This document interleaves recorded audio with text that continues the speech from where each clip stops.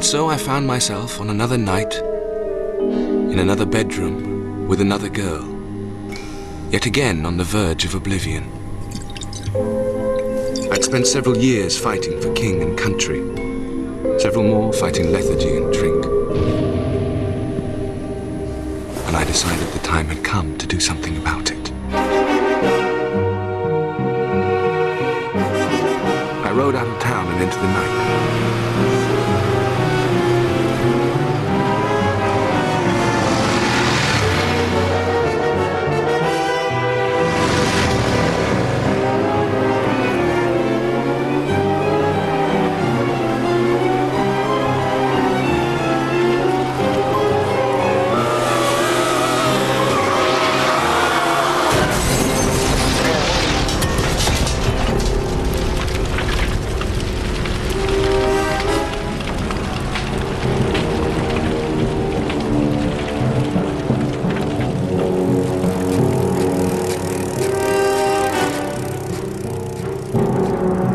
Was that?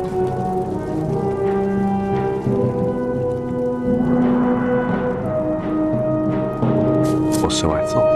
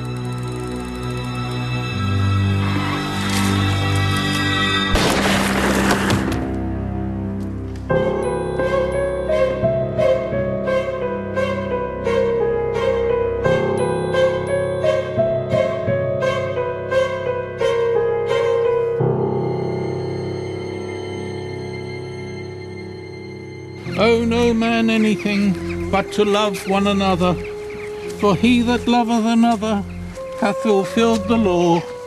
For this, thou shalt not commit adultery, thou shalt not kill, thou shalt not steal, thou shalt not bear false witness, thou shalt love thy neighbour as thyself. Love worketh no ill to his neighbour, and therefore love.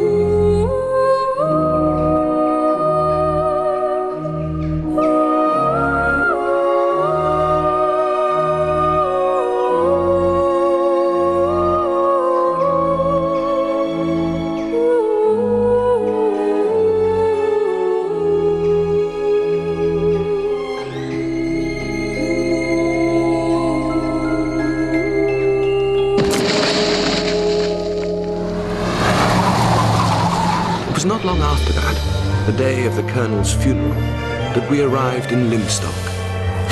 Smell that country air. My sister Joanna had decided to take me in hand. My doctor had prescribed a good dose of clean living and sleepy village life, and she was determined to see it through. A torture, in fact, for both of us, as we had an absolute loathing for the country.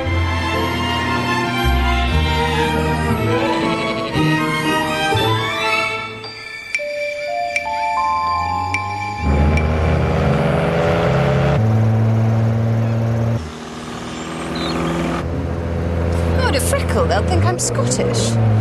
Watch out!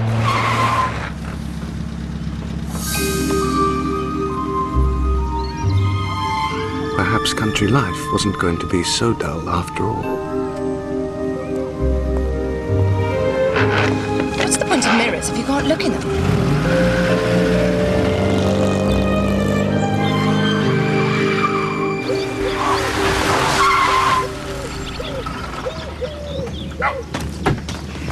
Isn't it sweet?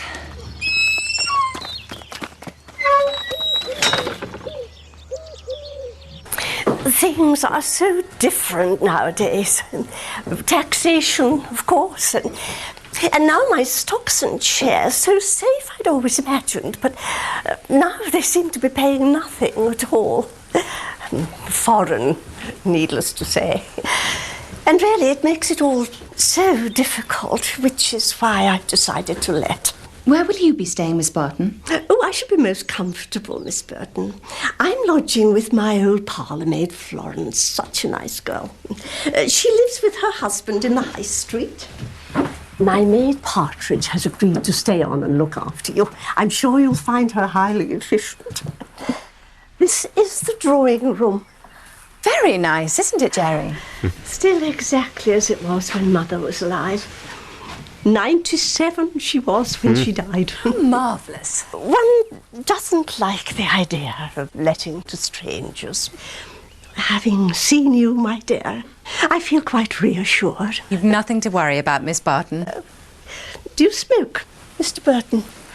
Like a chimney, Miss Barton. Oh, don't worry about my brother. He's quite harmless, especially on sticks. He's been on his back for the past 5 months. Oh, dear. Came off his motorbike. Oh, how did it happen? His fault entirely, wasn't it, Jerry? It was an accident. He rides like a demon. Needs a bit of time to get back to full working order. Doctor's orders. Fresh air and a quiet life. Then you've come to the right place.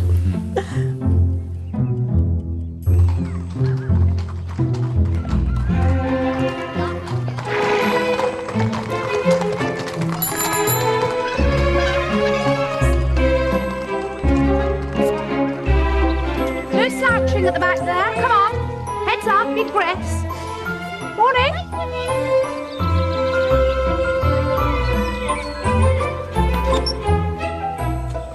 Dinner with the Symmingtons, whoever they are. More coffee, miss. Not for me, Peacock. It's Partridge, miss. That's the one. And we've been invited for coffee at the vicarage. Oh, God. Now, Jerry, don't be a grump.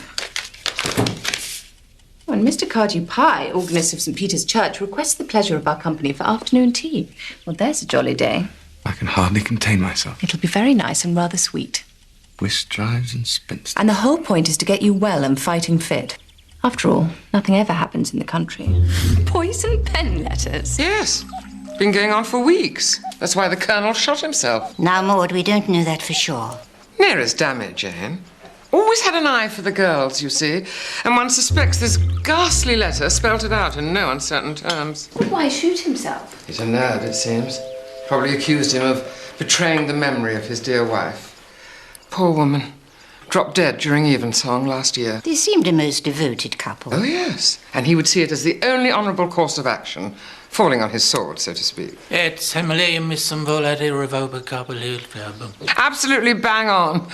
All too much for the poor chap. Of all people, Heracles Appleton strikes me as the least likely to take his own life. And what type would you consider most likely? Did you know him well, Miss Marple? No, Miss Burton. He was a friend of someone I used to know. I wanted to pay my respects, and Maud very kindly invited me to stay at the vicarage for a short while.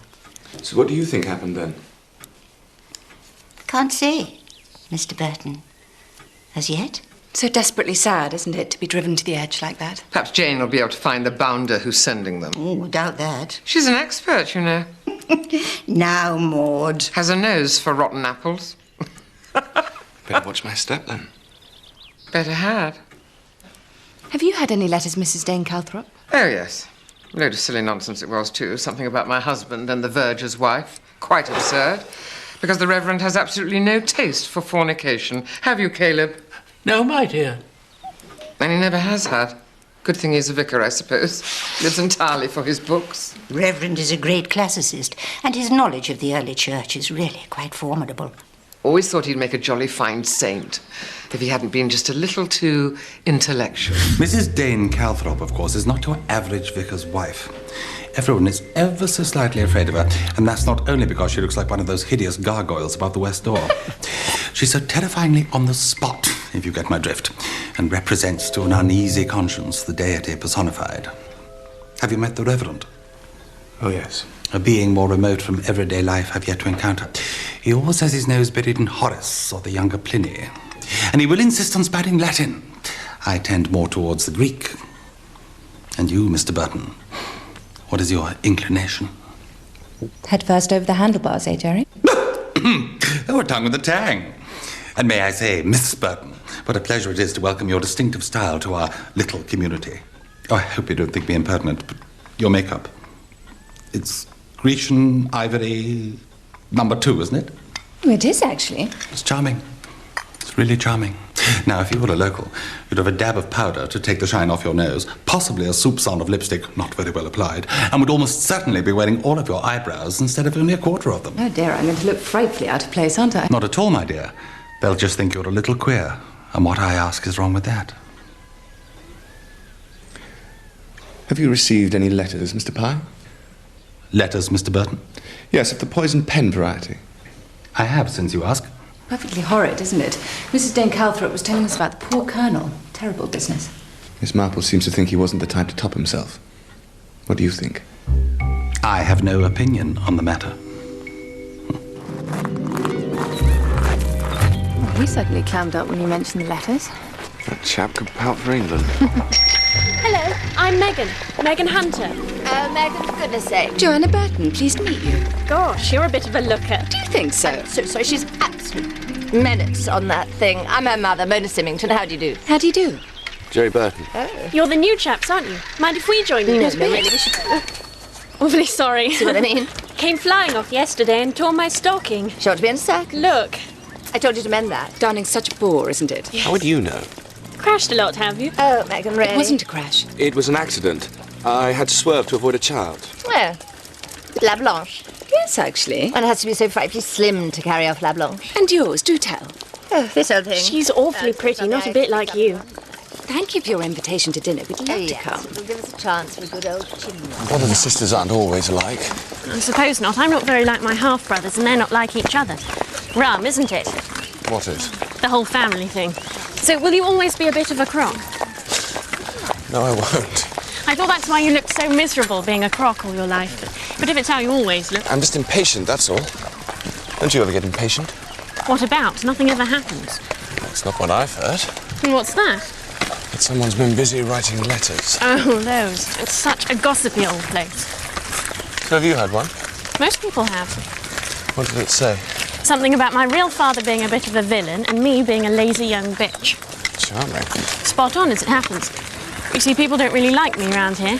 And to be honest, I don't much like them.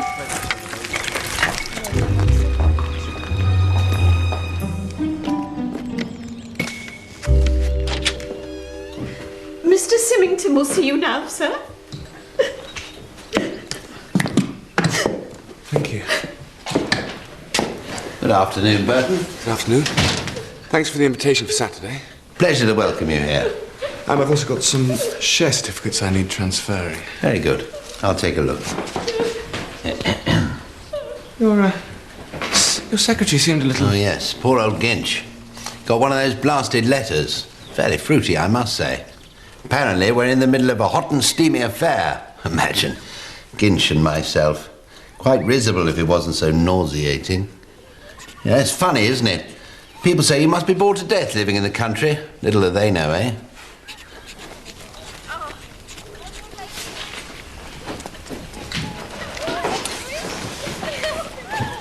Those your boys? Yes, they are. Little terrors. But good lads, really. And she's their governess? Yes, Miss Holland. Lucky boys. They are lucky, yes. She's very good. Not sure I'd be able to concentrate on my lessons. A bit young for that, old chap. Yes.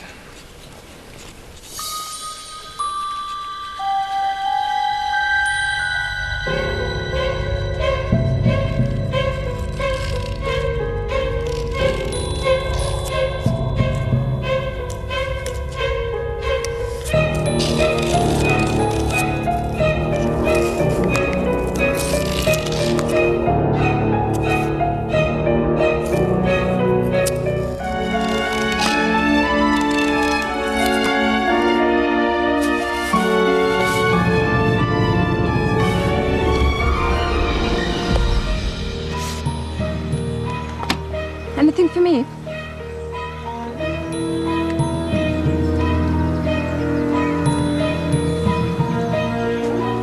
Jerry, what is it? Welcome to Lymstock.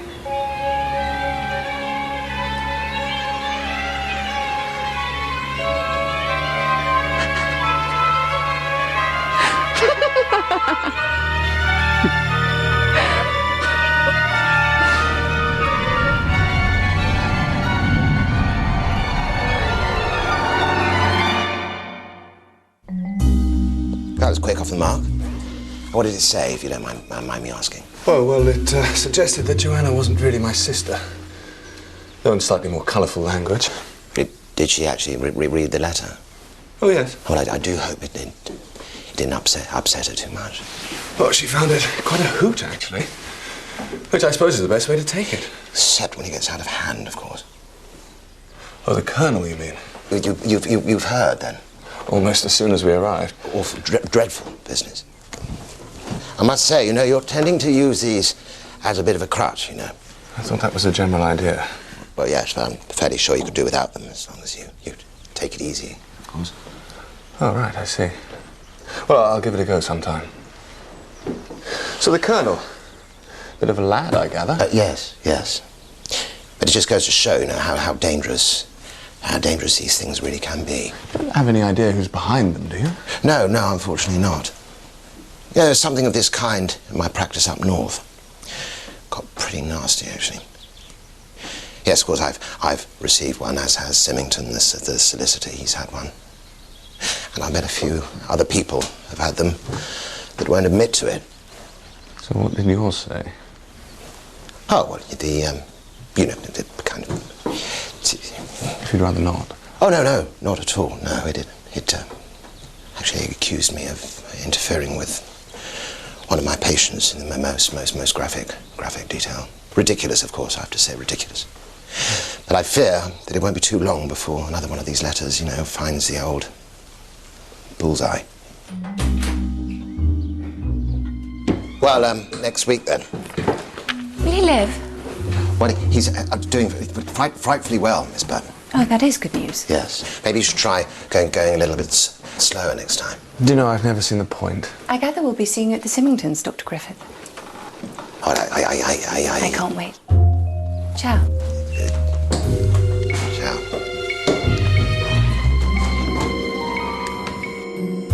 And this must not go beyond these four walls. But one has heard, and on fairly good authority it should be said, that Jamie Blackwell, a rather cocky young farmhand, has left his wife Mary. What, that half-witted girl who's expecting?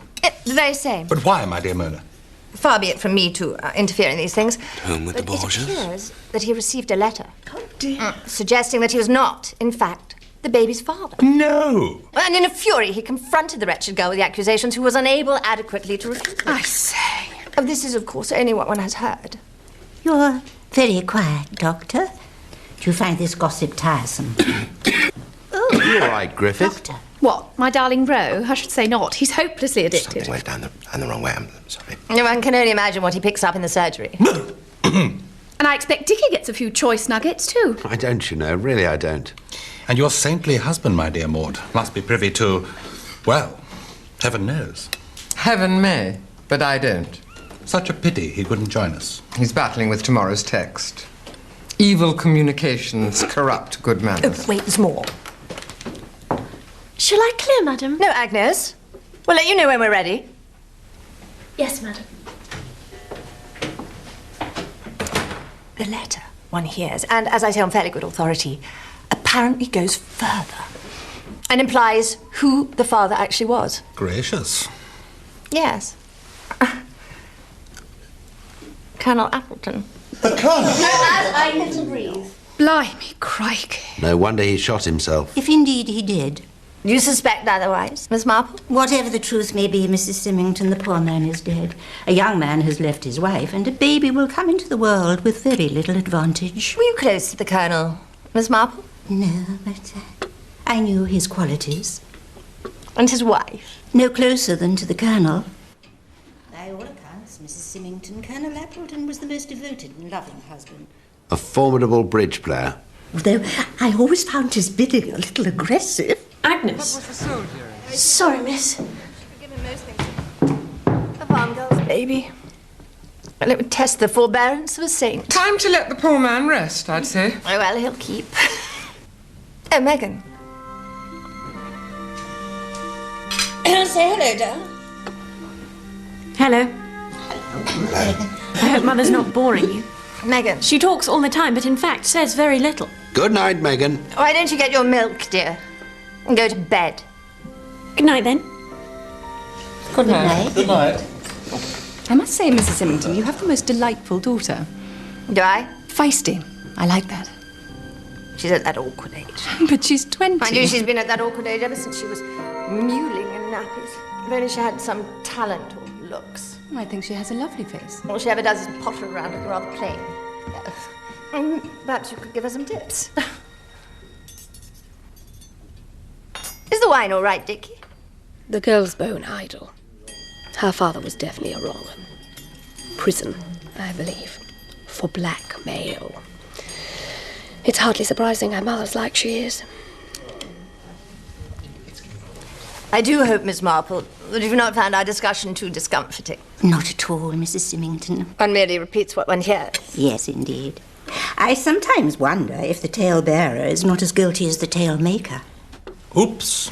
My dear Miss Marple, you are being moral, and forget that you're among friends. I would like to think I am, Mr. Pye.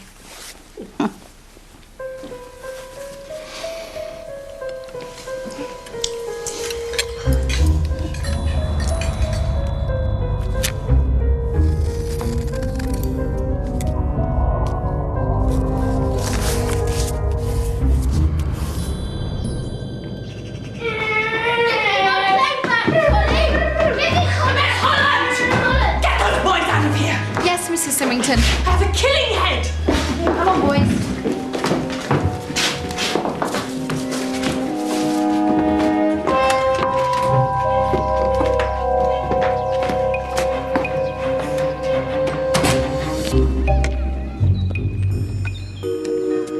Mrs. Symmington. I hardly knew the woman, but had decided already that I heartily disliked her.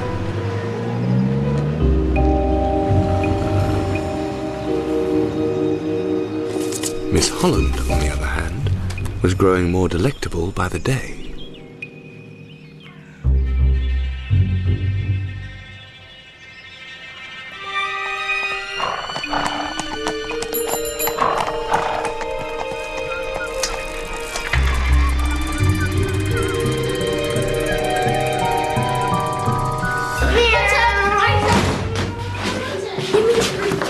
Chop, chop, your father's here. Hang up your jackets quickly. That's a good one. Aha! Daddy! Hello, boys. Been behaving yourselves? Yes. Good evening, Miss Holland. Hello, Mrs. Symmington. Give me his briefcase. Thank you. Mona! Mona!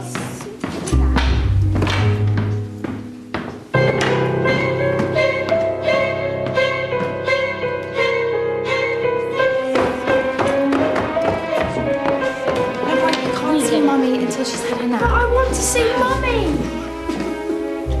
Mr. Symmington.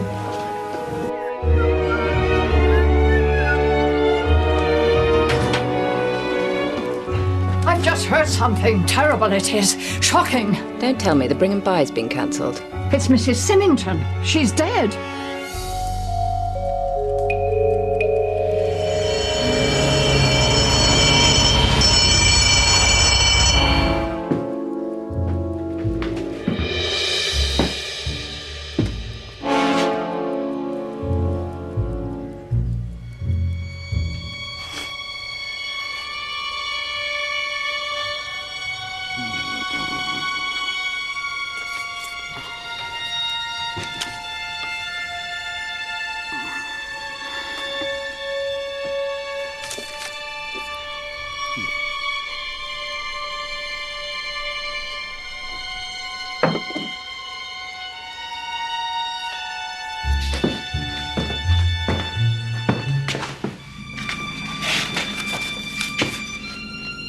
So whose side, you little brat, Colin? Not Dickie, you vicious, tongue-gooed bitch.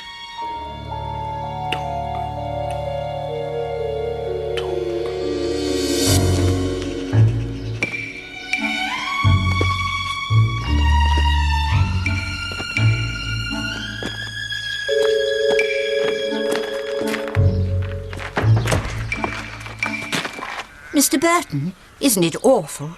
Yes. You've just missed the inspector. You've also come to offer your condolences, I expect. Well, Those poor boys and Megan, too. It'll be very hard for all of them. Miss Holland is being most solicitous. Another suicide, Miss Marple. Or have they all got it wrong again? I would have thought you were clever enough to work that out for yourself, Mr. Burton. Ooh. No sticks. Better watch your step. Good morning. Good morning.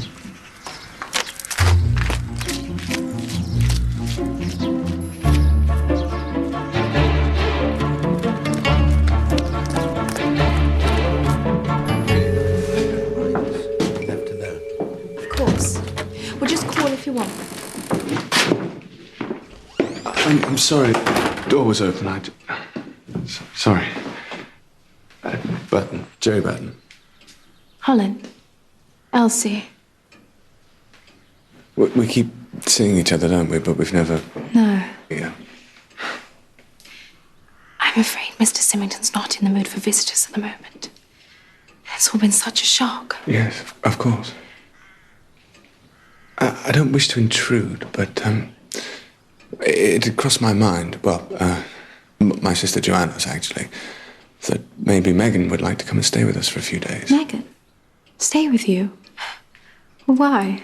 Well, we thought it might be a help. I mean, she must be terribly shaken by all this. Oh, she's such a queer thing. You never know what she's feeling. If you think that we're being presumptuous... No. No, it's probably a very good idea. A very kind idea.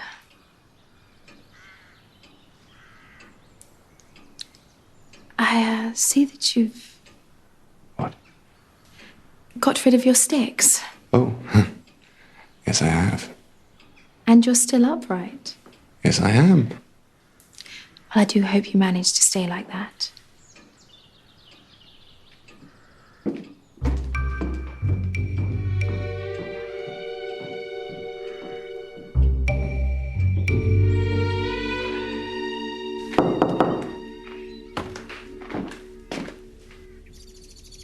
Megan?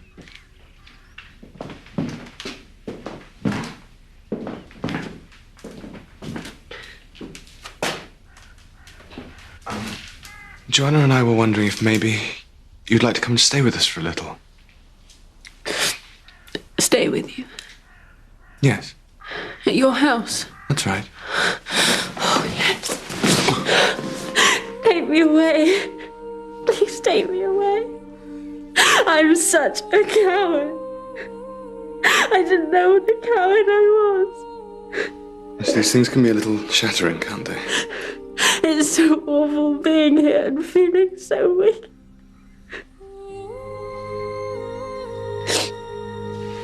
Now, why should you feel wicked? I don't know. I'm sorry, I'm being silly. But you see, it's rather dreadful when your mother dies. Yes.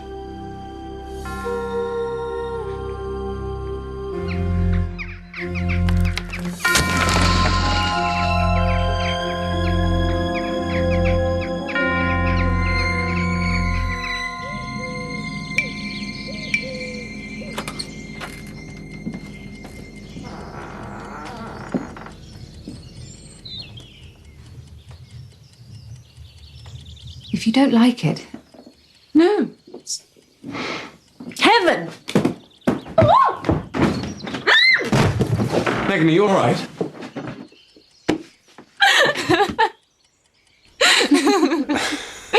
I do hope that poor Megan, that she hasn't been too much upset by all this. Losing one's mother is a dreadful thing. Yes, of course. What I really meant was the unpleasantness behind. Ah, the unpleasantness. Tell me, Miss Barton, do you think there might be any truth in it? No, surely not. I'm quite certain that Mrs. Symmington never... The boy wasn't. I mean, it's quite untrue. Have you received any unwanted mail, Miss Barton? Oh, no, indeed. Oh, that would be dreadful.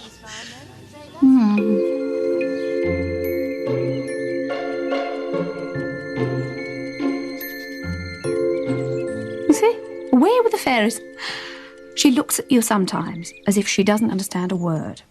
Or perhaps she's just not interested. Or one banana short of a bunch.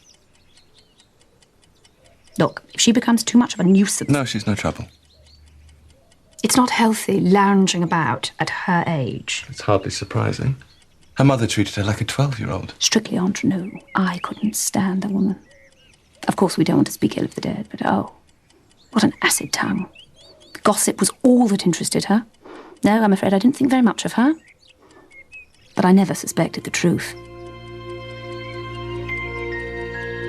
Mrs. Symmington was alone in the house. Her husband was at his office, her daughter was out cycling, and the governess, Miss Elsie Holland, was out with the 2 boys.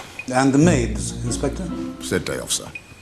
When did the letter arrive? By the afternoon post, sir. Apparently, Miss Symmington was so disturbed by its contents that in a state of great agitation she wrote her final words, "I can't go on," before taking cyanide dissolved in water. I had been treating Mrs. Symmington for a neuralgic condition for quite some time. Would you say she was generally of a nervous disposition, Doctor? Oh, yes. Yes, I would, yes. What is your estimate of the time of death? Oh, between 3 and 4 o'clock. The allegation contained in that letter was a calumny. A foul calumny. Mona was the most devoted wife, the most loving mother. Her health was fragile, her soul sensitive. Such a vile lie would have shocked her greatly. Whoever wrote this foul letter murdered my wife as surely as if they'd stabbed her through the heart. I condemn utterly the writing of these wicked and despicable letters. One death has already resulted, that of the late Colonel Appleton, and now Mrs. Symmington. In my opinion, the writer is morally guilty of murder. I find that the deceased, Mona Patricia Symmington, committed suicide whilst being temporarily insane.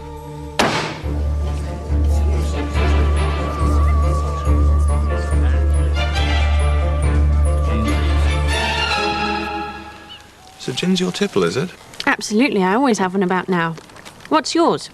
Lemon barley water. You are nice, you know. You treat me like a real person. Look. Well done. I know, I've made a fearful hash of it, haven't I? You know, it's much better if you suck rather than blow. Yes, of course, I wasn't thinking. People think I'm stupid. I don't. But you're not like the others. See, what they don't realise is that inside I know exactly what they're like, and that all the time I'm hating them. Hating them? You'd hate people too if you knew you weren't wanted. Mummy never liked me. Of course she did. She didn't, because I reminded her of my father, and he was very cruel to her, and what she really wanted was to be left alone with my stepfather and the boys. And now she's left us alone. It's difficult, I know, to see things clearly. But in time, I promise, things do get easier. It's all out there, all to play for. We should all remember that. Do you mean leave here? Why not? You mean like earn a living? If you want it. What would I do? Well, we'd have to think of something. We? You'd have to think of something. Any chance of a top-up?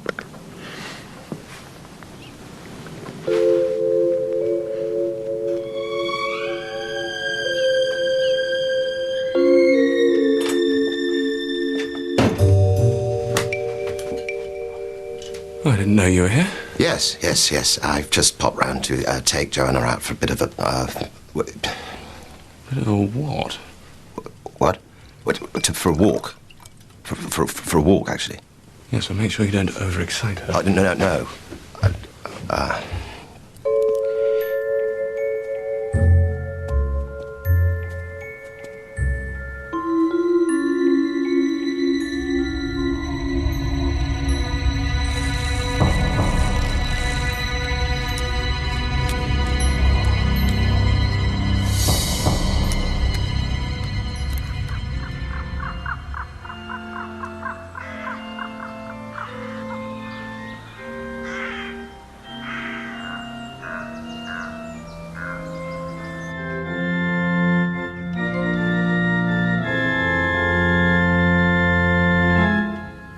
Marple.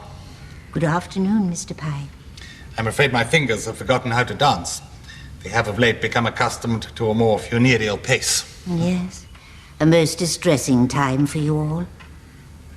Quite so. I understand you knew the Colonel. A little. And many years ago, he fought with a friend of mine who was killed in the Great War. Was kind enough to inform me of the circumstances of his passing. And you, Mr. Pye?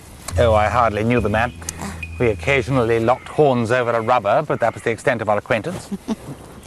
I must confess, I would never have imagined him taking his own life. Would you, Mr. Pye? Well, the man is dead, Miss Marple. Can that not be an end to the matter?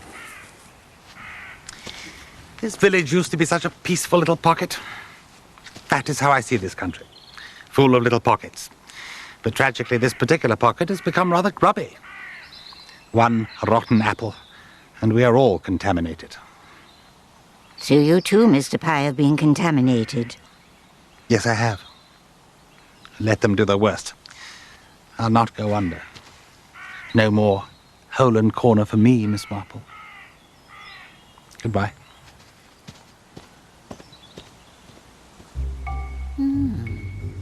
Poor thing. Poor thing. Suicide, such a ghastly business. Oh, you mean Mrs. Symmington? Ah, a heron! So when you said poor thing, who did you mean? The person who wrote the letters, of course. Don't you understand how desperately unhappy somebody must be to sit down and write these things? How lonely. How cut off from people. Poisoned through and through.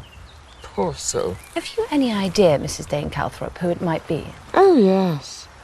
But then I might be wrong, mightn't I? Poor Dickie Symmington, how awful for it all to come out at the inquest. He was adamant there wasn't a word of truth in Well, the he would letter. say that, wouldn't he? He's a real gentleman, is Dickie. I've known him for a long time. Really? I thought your brother only bought this practice a few years ago. He did. But he used to come and stay in our part of the world, up north. I know him very well. He's quite reserved, but proud. And he can get very jealous. Well, perhaps that's why Mrs. Symmington was afraid to tell him about the letter. Good heavens, Mr. Burton, do you seriously think any woman would swallow cyanide if the accusations weren't true? An innocent woman would laugh it off, throw it away. That's what I would do.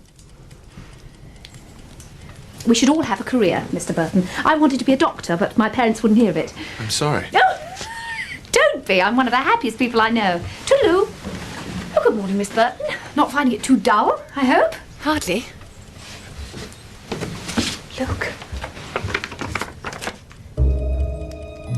You painted Trollope. Go back to your bastard child. Nice. Very nice indeed. Yes. The words have been cut from an old book. Early 19th century, I'd guess. Probably no fingerprints of any distinctive nature, as the culprit was always very careful to wear gloves. Now, the envelope was typed on this, a Windsor 7 typewriter with the letters A and T out of alignment, you see. Well, so who does it belong to? The Women's Institute. It was an old model donated by the office of Galbraith and Symmington. So it could be... Yes, any one of them. The ladies are always in there, sir. You can probably tell by the touch, sir, that was typed with one finger. So it's someone not used to typing? Or somebody who is.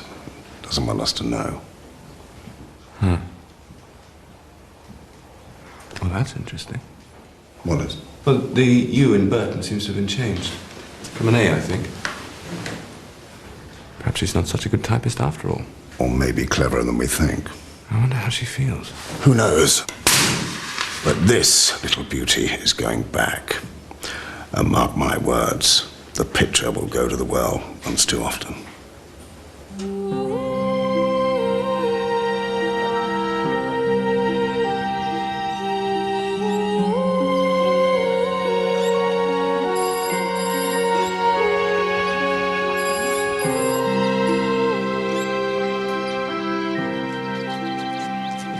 Can I have a word, sir?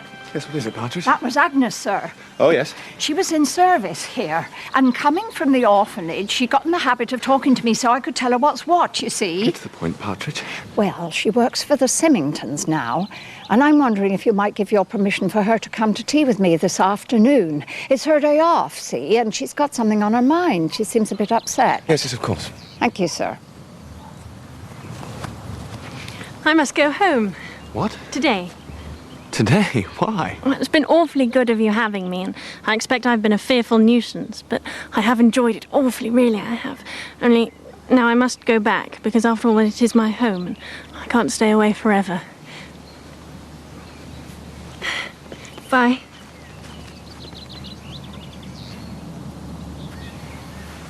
We had a lovely tea with Miss Barton, Partridge. Pleased to hear it, miss. How was yours with Agatha? Agnes, miss. That's the one. She didn't turn up, miss. Oh, I'm sorry. Doesn't matter to me. Good. She wanted to meet, and then she didn't show, and not of a word of apology either. Perhaps she's not well. And perhaps she's just ill-mannered.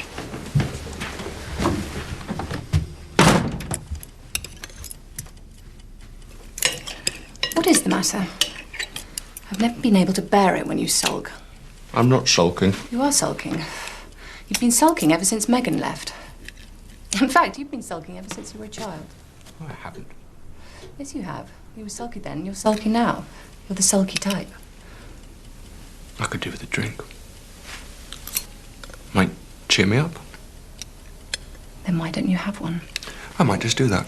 In fact, have as many as you want. And when you're so drunk you can't even remember who you are, then why not go for a spin and this time make damn sure? It was an accident. You're a perfectly hopeless liar. It's really quite pathetic. So I'm sulky, I'm a drunk, and I can't even lie properly. Is it any wonder that...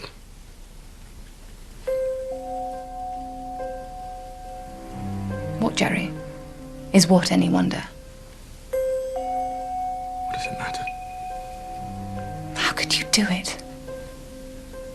If that's what you want to believe. How could you think that it wouldn't break my heart? God, it breaks my heart even now to think you could feel so wretched.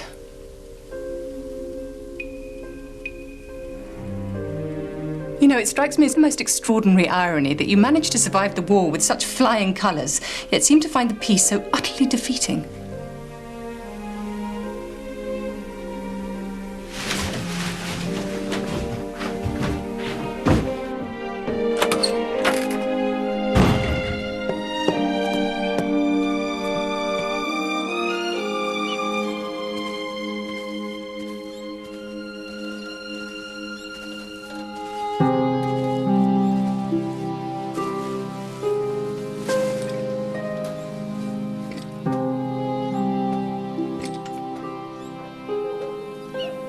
Ghastly dump, isn't it? We could always go back. Miss all the fun.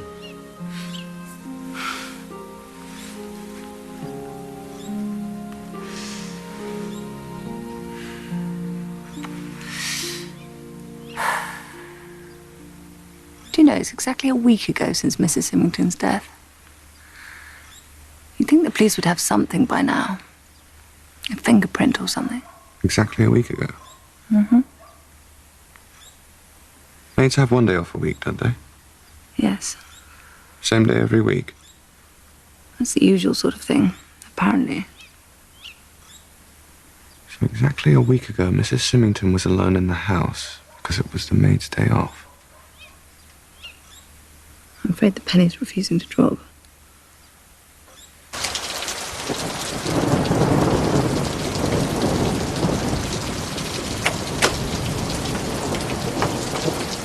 Megan?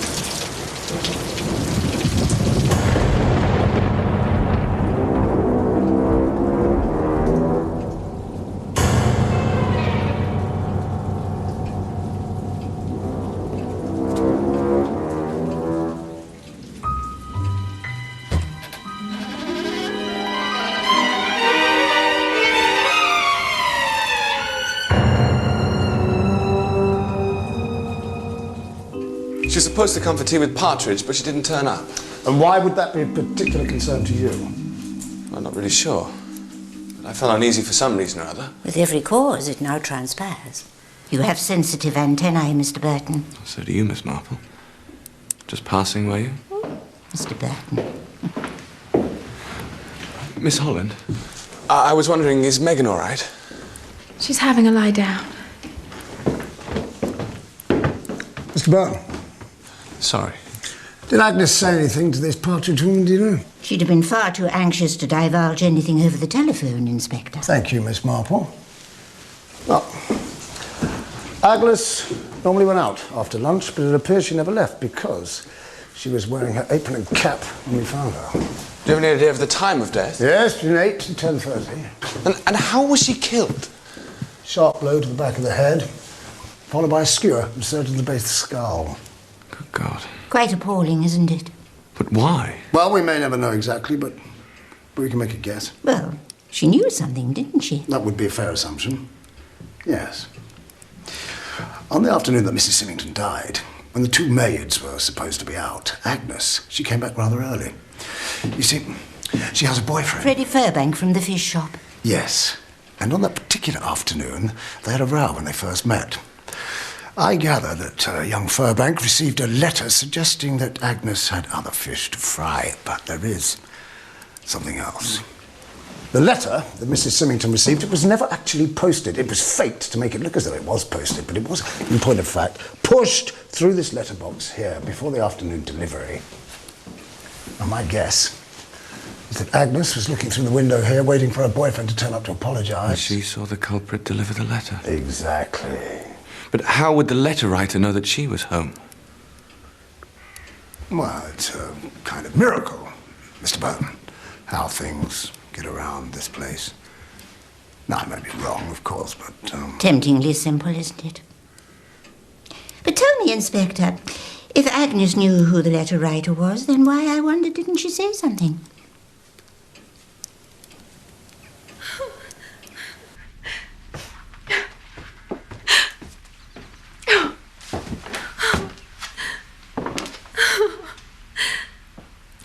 Miss Holland. Mr. Burton. I'm sorry, I didn't mean... I don't know what's come over me. I think it's the shock. Pretty grim, isn't it? That poor girl. Just think it could have been any of us. Even those two little angels murdered in their beds like princes in the tower. The awful thing, Mr. Burton, is that yesterday afternoon we were having tea with Mr. Symmington up in the schoolroom. And all the time, Mr. Burton, that poor girl was squashed into that cupboard dead as a dodo.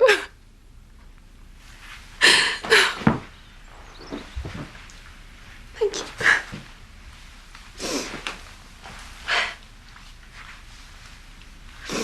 And what about the other week, Miss Holland? You can call me Elsie, you know. Right. I'm sorry, what did you ask? What happened last week? The day Mrs. Symmington. Yes. Well, she always rested after lunch, you see. She suffered from neuralgia and it would come on after meals. So she'd take one of the cachets that Dr. Griffith had given her and try to sleep. So did anyone bring up the post to her? Turned detective, have you, Mr. Burton? Why not call me Jerry? Jerry. Yes. Well, Jerry, she'd often come down and get it herself. She didn't necessarily sleep through the whole afternoon, and sometimes she'd stay down, and other times she'd go back up. The letter she received... Disgusting. I mean, the very idea that little Colin doesn't even bear thinking about. Mrs. Symmington loved her husband. She was a sensitive woman and very particular.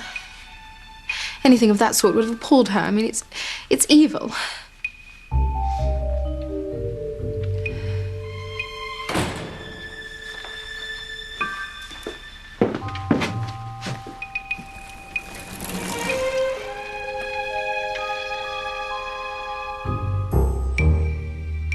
Elsie, have you had any letters?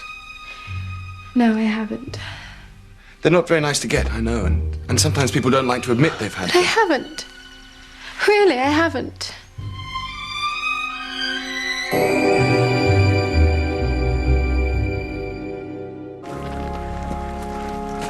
Agnes's inquest brought no new facts to light. The only possible verdict was returned. Murder by person or persons unknown. So poor little Agnes was duly dispatched. Her killer no doubt witnessed to her passing. You look all in. I'm sorry, I've rather a lot on, really. I hear you were there quite early. Where? At Dickie Symmington's, the morning after the murder. Oh, yes, well, Agnes was supposed to come for a cup of tea, but she didn't show.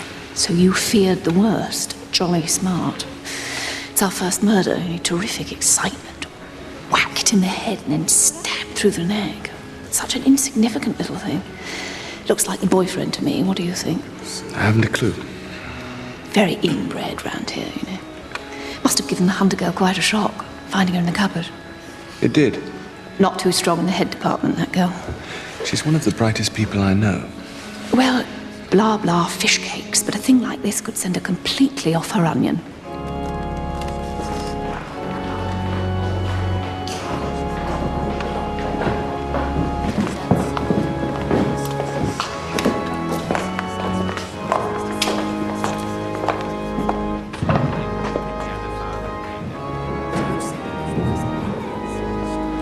By the way, Miss Griffith, was it you persuaded Megan to return home? She can't shirk her responsibilities, Mr. Burton. Tongues wag, and I felt it my duty to drop the hint. I don't think for a minute there's anything in it, but she's young and good-looking, and, well, boys will be boys. What do you mean? A thoroughly nice girl, but people will talk. They're saying she has her eye on becoming the next Mrs. Symmington. I feel sorry for her. People are saying such nasty things. Which is why I more or less told Megan that she ought to go home. It looks better than having Dickie and that girl in the same house. You look shocked, Mr. Burton, but I'm afraid our little village likes to think the worst. All rise. And the Lord said unto the sinful, I will cast my net over you and haul you on high in my net and cast you into the mud and mire. The village parliament. What would we do without it? We're all agog, aren't we, Miss Barton? Shocking. Quite shocking. What must you think of us, Miss Marple? Strikes me as rather a quiet little place. How I feel we're going to the dogs. First the letters, then the murder. So you think the two are connected, Mr. Pye? One can't help but wonder. Such a nice girl. She used to be in service with me, you know. I really can't. If you'll excuse me. Something of a period piece, I've always thought. Do you have a favourite suspect, Mr. Pye? Oh, I'd rather tear out my tongue, Mr. Burton, than commit a slander, but suffice to say that as a student of abnormalities, I often find the most unlikely people doing the most surprising things. Don't you agree, Miss Marple? Well, on the contrary, Mr. Pye, I usually find the most likely people behaving exactly as I would have expected. Moratorium te salutant. And don't just stand there looking pathetic, because it won't wash. But Mr. Symmington, you know that can't be true. Do I, Miss Holland? To be honest, I'm not sure I know anything anymore. Dearly beloved, we are gathered here today to pay homage to a sister of our parish, Agnes Brown, known to one and all for her goodness What's that all about? and innocence. He's in a fearful state. Hardly surprising. He's been knocked sideways since Mummy's death, and now Agnes. What does Miss Holland mean when she said it can't be true? He was sort of implying, well, that she's been writing the letters. What? And maybe even did for Agnes. That's ridiculous. Is it? Maybe you're right. Jesus our Lord, amen.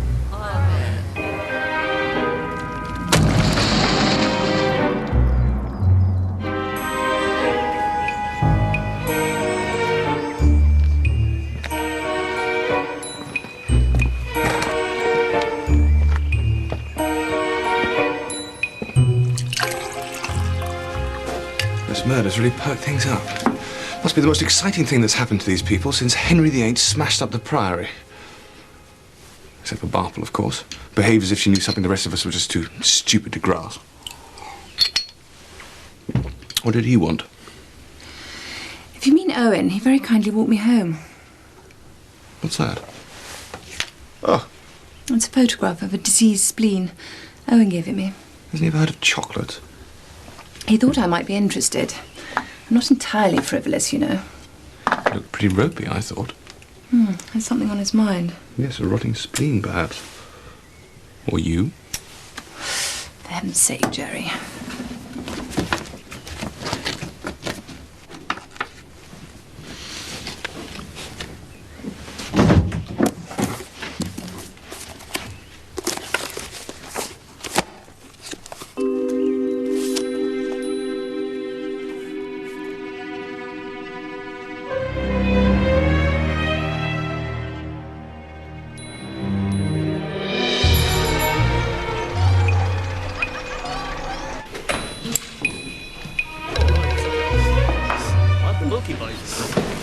Miss Barton.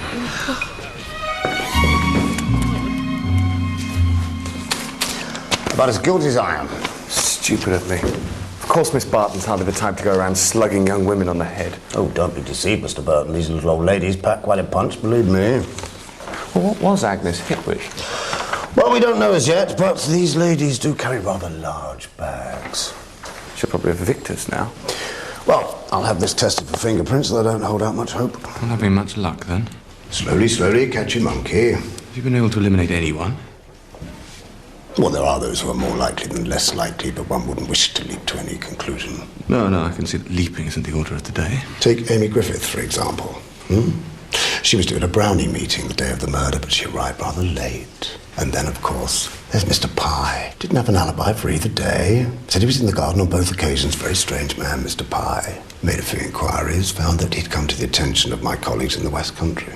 In relation to what? Matters of a hardly savoury nature, shall we say. And then, of course, there's Mrs. Dane Calthrop. Says she was bird watching, apparently, the day Agnes was murdered, but we can hardly ask the birds now, can we, sir? It's incredible. Makes you imagine things. Yes. Awful, really, wondering whether the person you share a pot of tea with or buy your sausages from is, in fact, a criminal lunatic.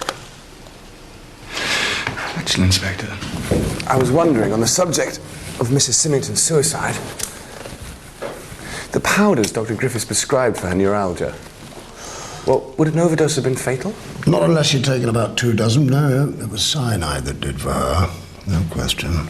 But if you had a choice, wouldn't a soporific be preferable to prussic acid? That would be my preference, sir.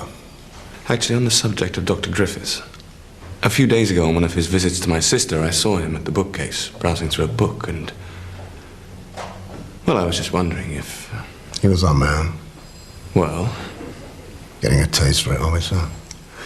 The old sleuthing. No, I just... I can't help feeling, sir, that in this case, our man is a woman. If you get my drift.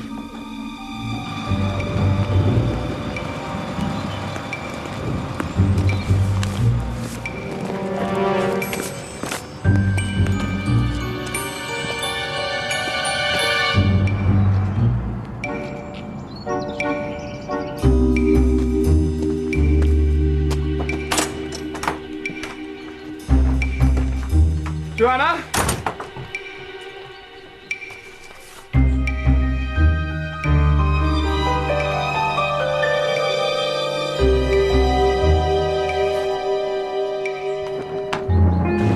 There was something about Joanna's note that bothered me.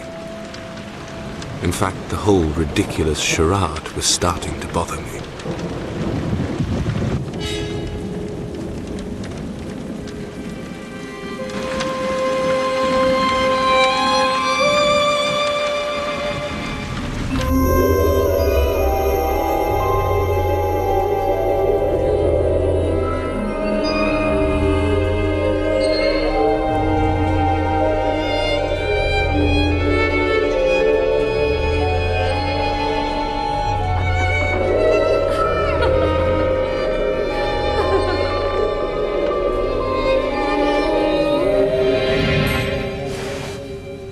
I'm so sorry, Mr. Burton. I didn't mean to startle you.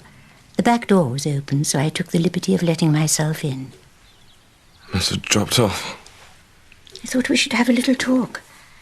This horrid business, the letters and now murder. Really can't go on, can it, Mr. Burton? No, it can't. But I'm sure the police are doing their best. I'm sure they are.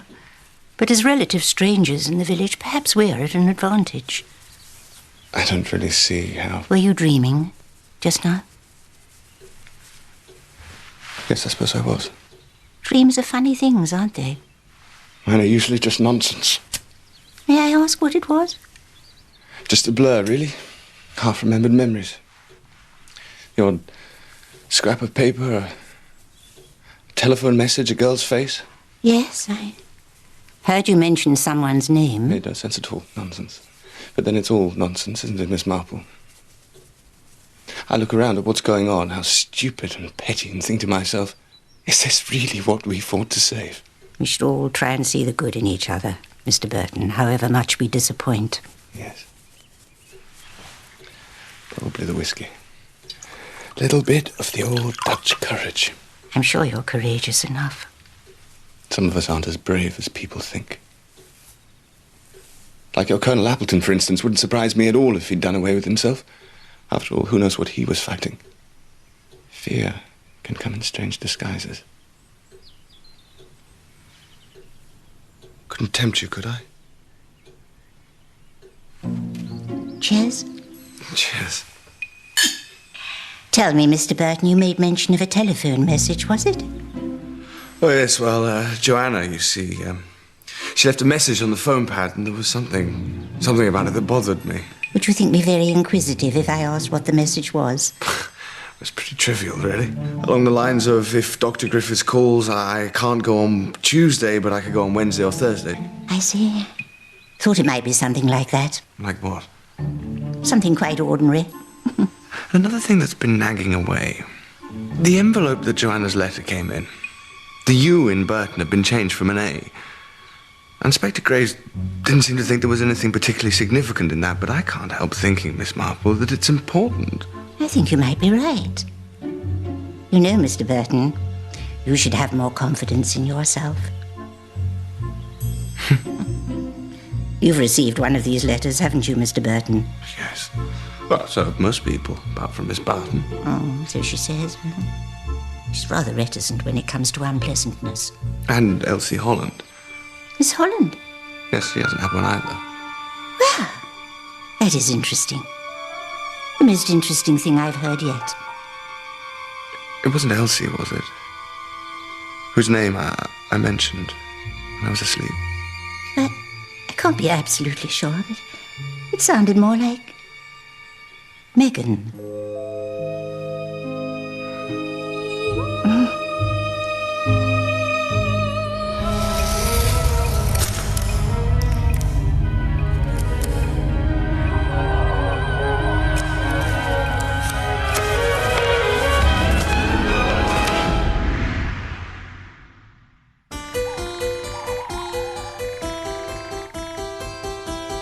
Where have you been, Billy boy, Billy boy? Oh, where have you been, charming Billy?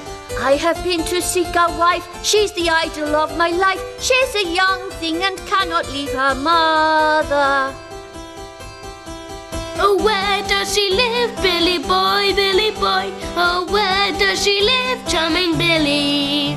She lives on the hill, 40 miles from the mill. She's a young thing and cannot leave her mother. Bravo. Bound nicely, that's right. Well Would have been so proud. Next time you might try the right key. Thank you. Thank you, Brian and Colin. And now my harvest soiree takes us further back in time. To the ancients, in fact. A recitation from our most revered reverend, who is going to regale us with an ode by Horace. Rectus vivas. You spoil us. Rectius vives Licini. I didn't know Victorian sermons were up your street. Ugendo monque.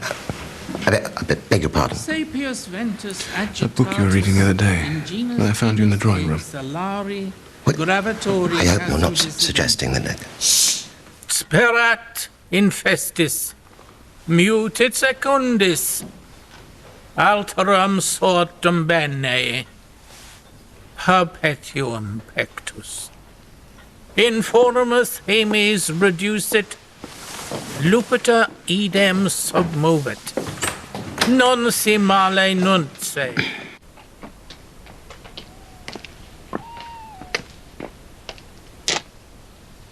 Do you plan on staying? At the party? No, in Lymstock. Oh, good heavens, no. Only until the boys go away to school. And then? Who knows?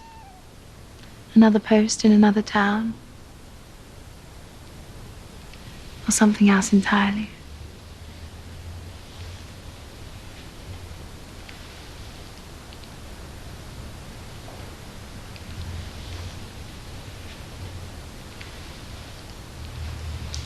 Well, you never can tell. No, I'm sorry. Don't be.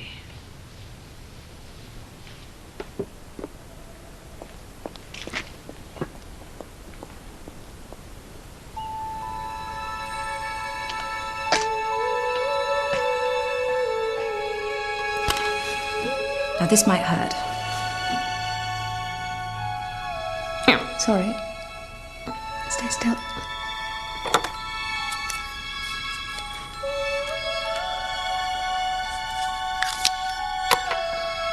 Isn't that a bit much? Arabian rose, my dear, is the shade du jour. You can never wear too much. I want to go home. Oh, don't be silly. It's a giggle. Fulgoru montis. Thank you, Reverend. Thank you. No one does Horace quite like you. Over there, Mr. Burton. I had some unfinished business. Is it finished now? Yes, I think it is. And so, ladies and gentlemen... Oh, Miss Barton, what an unexpected pleasure. I didn't know you were going to favour us with a turn. I'm sorry to disappoint you, Mr. Pye, but this is not a turn. I will be very brief. I have lived in this village all my life.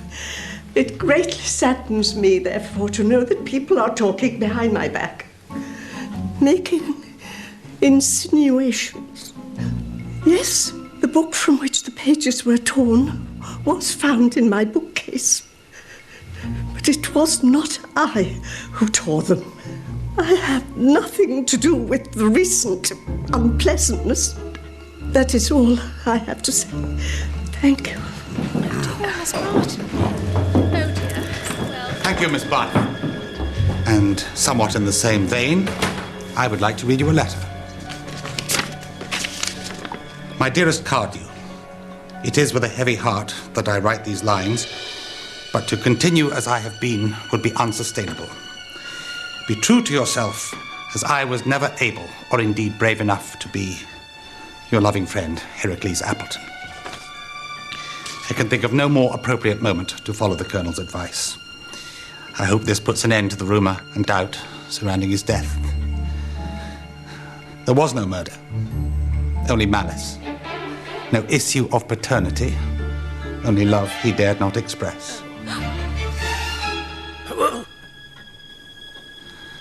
And I, for one, will always remember him.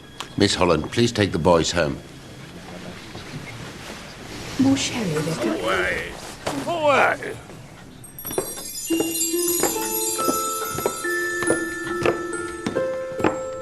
Ready?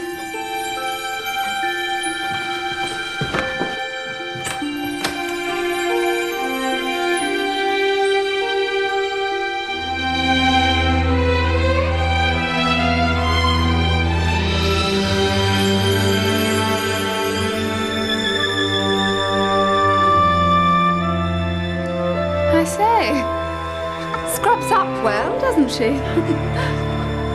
Shh. Don't be mean. Oh, dear girl. Megan, no!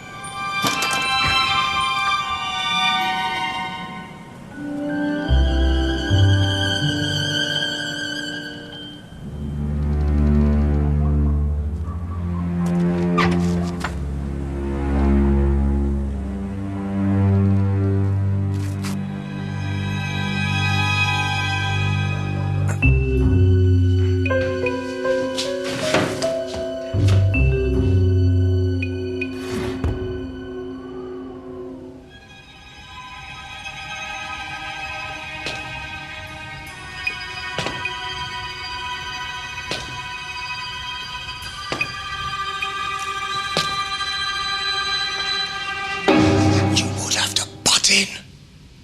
Sorry. I thought I saw someone. You did. But she's scarpered. Probably heard you. Why are you here? Why do you think? The typewriter's here. She daren't risk using another one. So you know who did it? Somebody very cunning, Mr. Burton. Somebody who knows all the tricks. Right. Right.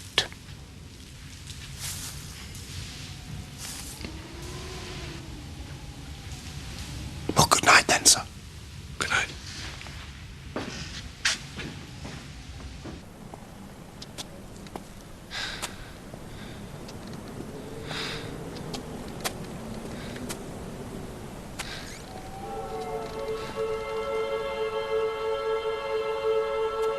Megan? Megan? What are you doing? I just needed to clear my head. It's been a rather muddling night. You haven't just been in there, have you? The Women's Institute? Yes. Why on earth would I do that? I don't know. What a very odd question. You look jolly nice, you know. Jolly nice. I look like Coco the Clown. Megan, please. I'll never be accepted round here, never. Listen. What I want to say is... well, I rather think you like me. Do I? Yes. And I rather like you. And we get along together awfully well, don't we? I think. Sometimes. So it might be a good idea if we thought about perhaps one day being together for quite a while. You mean you're in love with me? Yes, I suppose I am. Oh. But I'm not in love with you. Then I'll make you love me. That wouldn't do. I don't want to be made. You're one of the nicest people I know, but I'm not the right person for you. I don't believe that. It's true. I don't believe it. I can see myself back.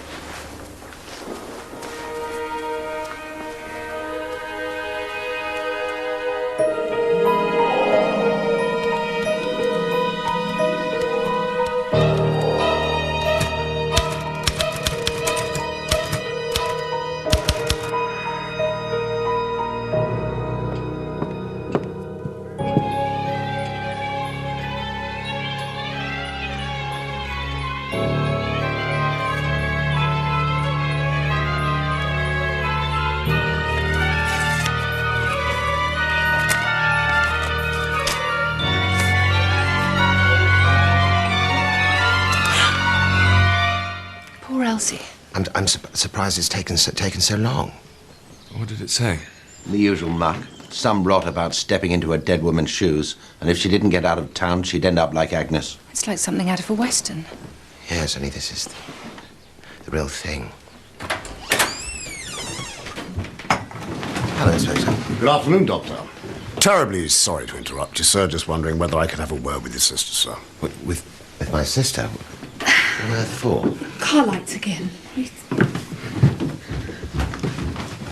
In private, sir. It's ridiculous. As though I'd write this sort of tosh. To deny writing this, Miss Griffith? Yes, of course I do. Then I must tell you that you were observed in the Women's Institute typing this envelope between the hours of 1 and 1:30 this morning. This is absolutely outrageous. What's going on? Amy, what's the matter? Would you go like me away. Please, Dickie, go away. You need a solicitor. Not you. I couldn't bear it. Amy, what's happened here? Amy? Please, Owen. I'll get my man. He's first class, really first class. Amy.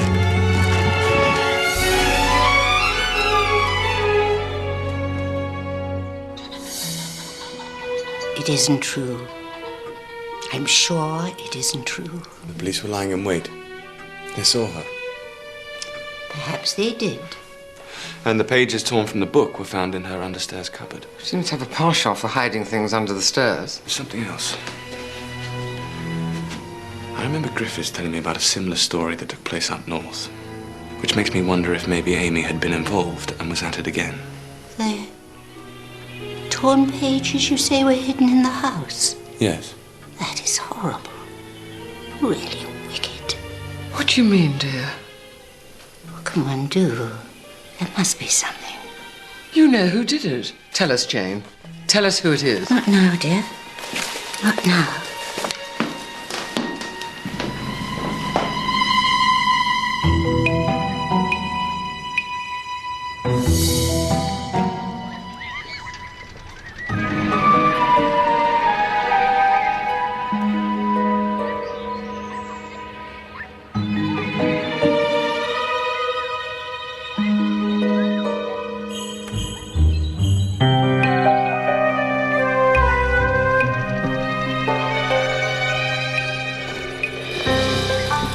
I want a word.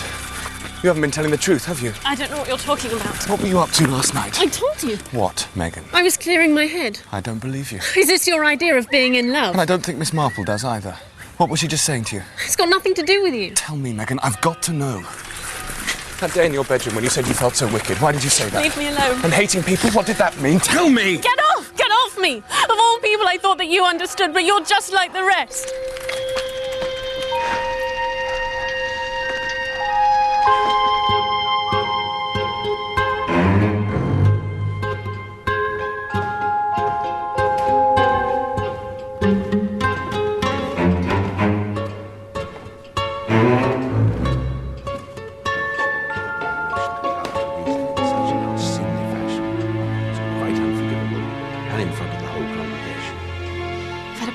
Dreadful time and everyone knows it.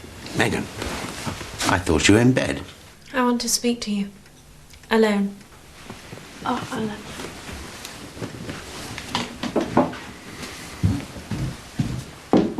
So, what is it? What do you want? Well? I want some money. Couldn't this have waited till morning? No, it couldn't. You think your allowance is inadequate, do you? I want much more than that. In a few months' time, you come of age. The money entrusted by your grandmother will be turned over to you. You don't understand. I want money from you. Nobody's ever told me much about my father, but I do know that he went to prison, and I know why. Well, I am my father's daughter, and I want you to give me money, because if you don't, I shall say what I saw you doing that day in my mother's bedroom. I don't know what you're talking about. Yes, you do. I saw you tampering with her medication, one of the powder cachets by the bed. You did, didn't you? You really are a very foolish girl.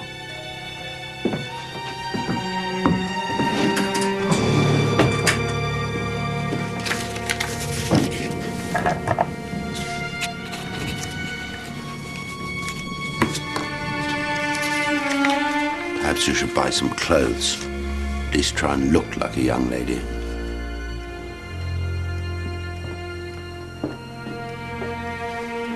Silly child. Jerry? Jerry.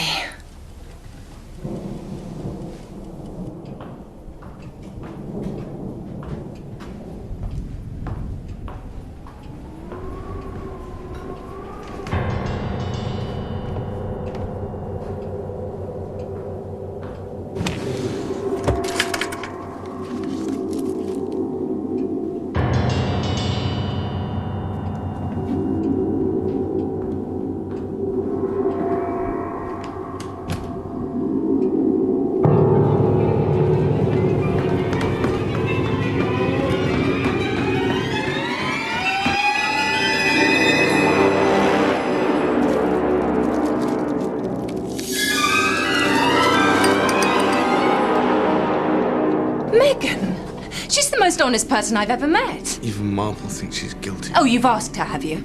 I saw her the other night, outside the Women's Institute. You're not thinking clearly, Jerry. Other things she said to me. And it's not surprising. Just suppose that you've got the wrong end of the stick, which, let's face it, wouldn't be the first time. What does that mean? Accusing Owen, of all people. He was lurking by the bookcase. And poor little Miss Barton? It's her book, for God's sake.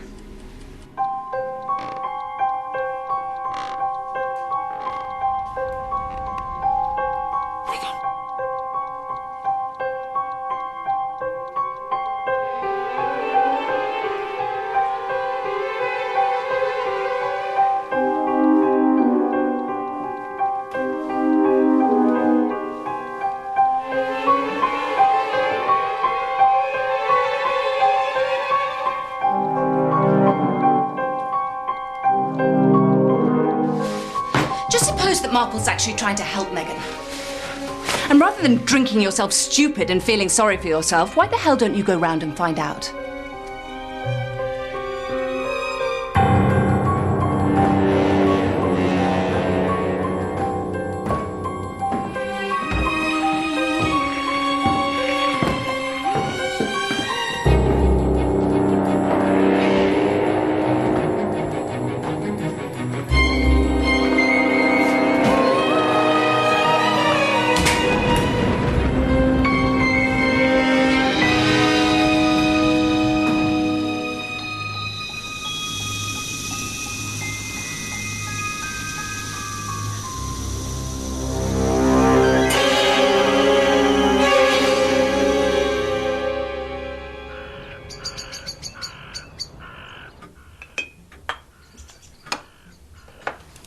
Most crimes, you see, are so absurdly simple. Quite sane and straightforward, in an unpleasant sort of way. The truth was really very obvious. You saw it, Mr. Burton? Did I? But hadn't the confidence to put two and two together. Misdirection. The conjurer's trick, making everyone look at the wrong thing. In this case, those horrid letters. The whole point was, there were no letters. Of course there were. I got one. Jerry got one. Oh, yes, but they weren't real. Simply didn't ring true. Some hit the mark, but others were wide of it. The letters you received, for instance. So, if we put aside the letters, just one thing actually happened. Mrs. Symmington died. And the Colonel. And Agnes and Megan. Well, nearly. Midnight snack, old chap. Megan! Richard Symmington. Megan! I'm arresting you for the murder of your wife, Mona Symmington, and Agnes Brown. And the attempted murder of his stepdaughter, Megan Hunter. Megan, you all right?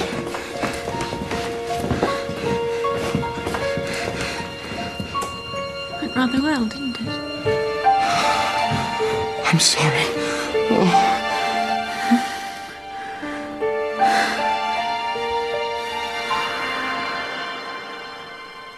What a brave girl. She could have died. Something had to be done. There was no evidence against this clever and unscrupulous man. I needed someone to help me. Megan fitted the bill perfectly. It was too risky. Of all people. Mr. Burton, you should know that we are not put into this world to avoid danger when lives are at stake. As I was saying, the only actual fact was Mrs. Symmington died. And I'm afraid the very first person one thinks of in such a case is the husband. Of course, there has to be a motive, usually another woman. And there we have Miss Holland. A radiant young creature suddenly entering the life of this repressed dry man. He wanted her, but he also wanted his reputation, his children, his home, his respectability. And the price he was prepared to pay for that was murder. He typed all the envelopes before donating the machine to the Women's Institute. You unwittingly hit upon this, Mr. Burton, when you noticed that the U had been changed from an A on your sister's envelope, originally addressed to Miss Barton. And taking the pages from Miss Barton's book would have been easy enough. He visited her on more than one occasion to give advice on financial matters. But it was what you told me about Miss Holland that was the most important thing of all. That she had never received a letter. It exposed Mr. Symmington's one weakness. How could he write a foul letter to the girl he loved? I've never believed there's such a thing as the perfect murder. There'll always be something that doesn't quite fit. That suicide note, for example, was all wrong. People don't leave suicide notes on scraps of paper. And I think that's what bothered you, Mr. Burton, about your sister's message. If Owen rings up, I can't go on Tuesday, but could manage Wednesday or Thursday. I see. Mr. Symmington must have come across such a message from his wife, saw its possibilities, and kept it for when the time came. Finally, he decided to stage the real thing on the servant's day off. Before going to work, he put cyanide in the cachet his wife would have taken for her neuralgia. Then he'd have got back to the empty house at the same time as Miss Holland and the boys. He put a little cyanide in his wife's glass to make it look like suicide, planted the note, and threw the poison pen letter in the grate. But what he didn't know was that little Agnes had in fact come home early after a quarrel with her young man. She stood at the window waiting for her young man to come and make it up. And she saw something? On the contrary, she saw nothing. What's the point? No one came to the house, not the postman, not anybody. And in time she realised how odd this was if Mrs. Symmington was supposed to have received a letter that afternoon. Miss Partridge, it's Agnes. The thing is, last week, the day the mistress died, there's something I don't understand, that don't quite add up. The wretched girl had seen something, knew something, and he couldn't afford to take any chances. He pretended to leave the house and waited till Agnes was alone.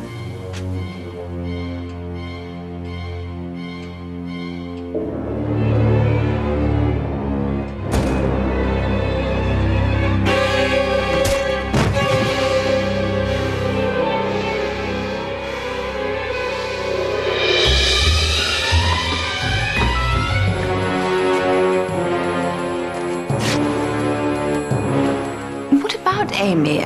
The police actually saw her write the letter. Amy Griffith has been in love with Mr. Symmington all her life. Well, I never. Poor thing. Then the gossip began about Elsie Holland, and Amy would have seen her as a designing minx, quite unworthy of her beloved Dickie. Why not one more anonymous letter and frighten the girl away? When Mr. Symmington heard the police had actually seen her, he couldn't believe his luck. After her arrest, he'd have found an excuse to return to the Griffith house and plant the pages, thus clinching the case. And that would seem to be that. An end at last to this frightful business. Quite an eventful convalescence, Mr. Burton. Yes. Everything mended now? No bones still broken? No bones broken, no.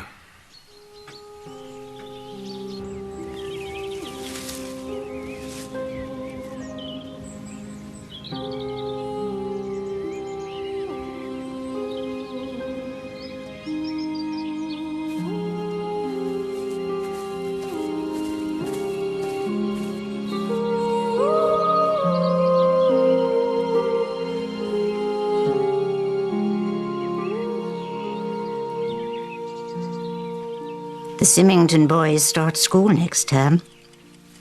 Probably for the best. Children are very resilient. More than their elders, I often think. Your sister intends staying, I gather. For a while, yes. To see if she might take to being a doctor's wife. Somehow I doubt it. Love makes us do the strangest things. And you, Mr. Burton, what about you? I'm going away. To do what? Do you know I haven't a clue? I expect I'll find something. Perhaps what you're looking for is right here under your nose. She doesn't want me, Miss Marple. Faint heart, Mr. Burton. I once let someone go. He had commitments, you see. A war to fight. But I've often wondered if, under other circumstances, I would have done the same.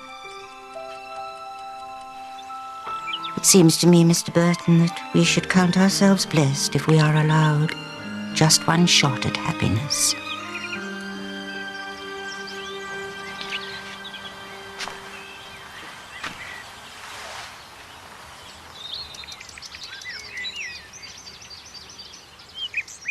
Thanks for pulling me out of the oven.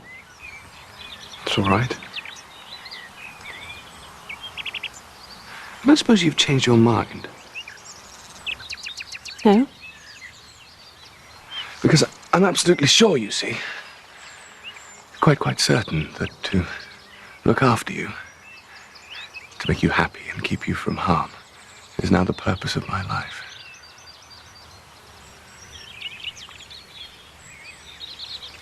So there's nothing I could say or do to make you reconsider.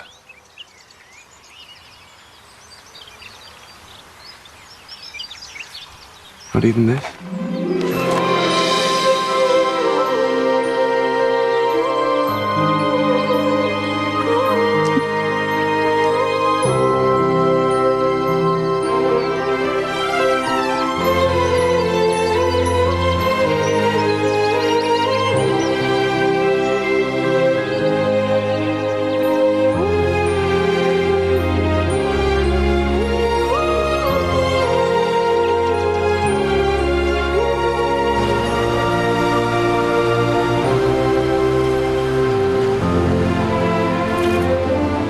so I found myself on another morning with another girl, and for the first time in my life, on the verge of something bright and good.